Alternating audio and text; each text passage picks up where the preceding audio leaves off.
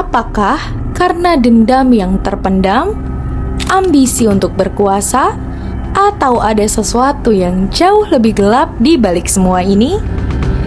Kejadiannya terjadi 4 tahun yang lalu. Sebuah tragedi mengerikan terjadi di Indianapolis. Seorang remaja berusia 17 tahun yang bernama Raymond Childs III mengeksekusi ayahnya, ibu tirinya, kakak laki-lakinya, adik perempuannya, serta pacar kakaknya yang sedang hamil, dan bahkan bayi dalam kandungan. Tapi, apa sebenarnya yang terjadi di dalam rumah itu? Dan apakah ada sesuatu yang belum terungkap dalam kasus ini? Sebelum kita lanjut ke ceritanya, jangan lupa klik tombol lonceng di bawah dan subscribe channel ini. Sekarang, mari kita bahas salah satu kasus pembunuhan yang paling mengerikan dalam sejarah Indianapolis. Malam itu, pada tanggal 24 Januari 2021, rumah keluarga Child di North Adams Street seharusnya menjadi tempat yang damai. Tapi sebaliknya, rumah itu berubah menjadi lautan darah. Raymond Childs III marah karena dihukum akibat melanggar jam malam. Ia pun mengambil 2 senjata sekaligus, yaitu sebuah pistol Draco 7,62 dan pistol 9mm.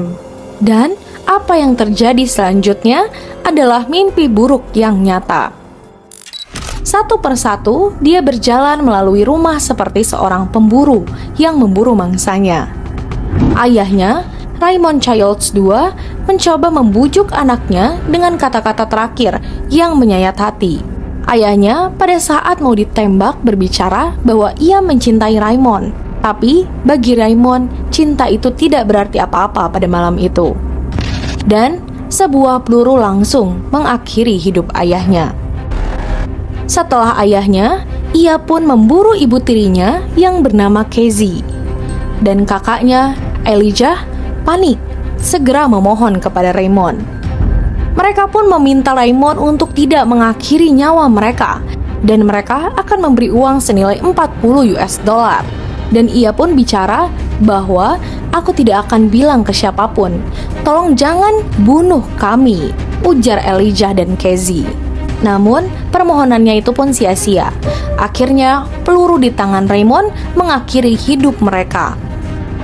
Setelah ayah, kakak, dan Casey, Raymond pun membunuh adiknya yang bernama Rita Child, yang masih berusia 13 tahun, yang juga tidak diberi kesempatan. Begitu pula dengan Kiara Hawkins, pacar Elijah yang tadi disebutkan sedang mengandung bayi mereka hanya 2 hari sebelum persalinannya, itu pun diakhiri hidupnya oleh Raymond. Namun ternyata di sini ada satu korban yang selamat, yang bernama Xavier Child. Ia pun saat itu berusia 15 tahun. Ia terbangun oleh suara tembakan serta ketakutan, dan dia mendengar kakaknya berjalan melalui rumah mengeksekusi seluruh keluarganya satu persatu. Ketika Raymond menemukan Xavier, tanpa ragu ia pun mengerahkan pistolnya. Xavier pun di saat itu memohon kepada Raymond untuk tolong jangan bunuh aku. Dan bahkan Xavier menawarkan $44 uang terakhir yang ada di sakunya. Raymond pun tidak menjawab. Dia hanya menekan pelatuk dan peluru pertama menembus kaki Xavier yang akhirnya jatuh tersungkur. Dan peluru kedua langsung menembus tubuhnya, membuat Xavier hampir kehilangan nyawanya. Tapi beruntungnya Xavier tidak meninggal. Dengan sisa tenaga, Xavier pun menyeret tubuhnya ke rumah tetangga dan ia mencoba mengetuk pintu dengan sisa kekuatan yang ia miliki. Dan akhirnya polisi pun tiba. Kata-kata Xavier pun mengguncang mereka semua. Xavier berkata bahwa dia menembak mereka semua. Dan petugas pun bertanya, siapa? Xavier menjawab, Raymond Childs. Beberapa jam setelah pembantaian, Raymond Childs III melakukan sesuatu yang mengerikan. Ia kembali ke tempat kejadian bersama pacarnya, lalu berpura-pura seolah tidak ada yang terjadi. Para Para tetangga pun langsung menggambarkannya sebagai psikopat yang gila. Yang anehnya, dia hanya santai, seolah tidak ada yang terjadi, dan bahkan sempat bercanda. Dia pun berakting sebagai anak yang berduka dan berpura-pura terkejut. Tetapi, polisi tidak tertipu. Xavier yang masih dirawat di rumah sakit menunjuk Raymond sebagai pelakunya. Dan ketika polisi menemukan senjata pembunuhan di tangannya, tidak ada lagi keraguan. Sudah jelas Raymond bersalah.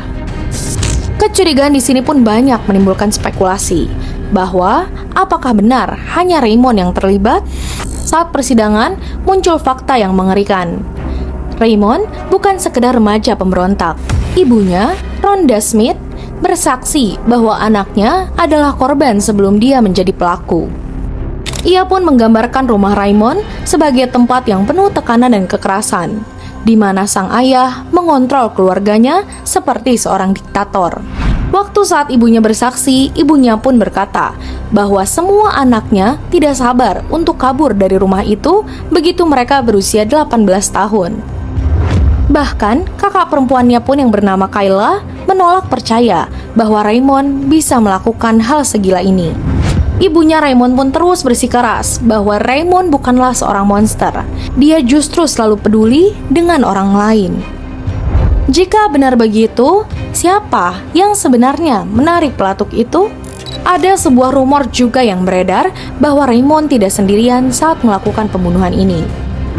Pacarnya dilaporkan meninggalkan lokasi dalam sebuah Uber dan kembali dengan mobil Chrysler putih yang misterius karena tidak dikenali oleh siapapun. Beberapa orang pun percaya bahwa dia mengetahui lebih banyak dari yang ia akui. Yang lebih mencengangkan lagi, sebuah senjata kedua ditemukan di lokasi di mana Raymond akhirnya ditangkap. Ini jelas menimbulkan pertanyaan di persidangan. Apakah ada orang lain yang terlibat dalam pembantaian ini? Ataukah hanya Raymond seorang dan keluarganya hanya tidak bisa menerima kenyataan? Setelah 2 persidangan dijalani, Raymond Childs III pun akhirnya dinyatakan bersalah dengan 6 tuduhan pembunuhan, 1 percobaan pembunuhan, dan 1 kepemilikan senjata tanpa izin. Hakim Charles Miller pun menyatakan bahwa ini adalah salah satu pembunuhan massal paling mengerikan dalam sejarah Indianapolis. Dan ia ragu kepada Raymond bahwa ia bisa hidup di tengah masyarakat lagi. Raymond pun akhirnya dijatuhi hukuman 360 tahun penjara dan seumur hidupnya akan dihabiskan di balik jeruji besi. Namun, di ruang sidang, di hadapan keluarga korban, Raymond tidak pernah meminta maaf. Raymond tetap bersikeras bahwa ia bukanlah pembunuh, bukanlah orang jahat, dan ia tidak melakukan hal yang disebutkan itu. Bahkan ketika Xavier satu-satunya yang selamat, yang harus hidup dengan trauma mengerikan, ibunya tetap percaya pada Raymond. Ibunya pun berkata bahwa ia mengharapkan mereka menemukan orang yang sebenarnya melakukan ini. Jadi, menurut kalian, apakah keadilan telah ditegakkan? Ataukah ada kebenaran yang masih tersembunyi? Tulis pendapat kalian di kolom komentar.